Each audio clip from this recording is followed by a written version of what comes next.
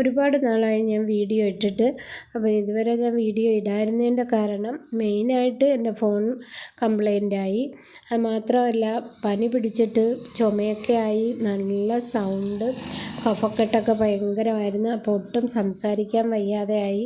അപ്പോൾ തുടക്കത്തിൽ ഞാൻ വീഡിയോ ഇട്ടിട്ടുണ്ടായിരുന്നു, പിന്നെ തീരെ വയ്യാതായപ്പോഴത്തേക്ക് വീഡിയോ അവിടെ സ്റ്റോപ്പ് ചെയ്തതാണ്.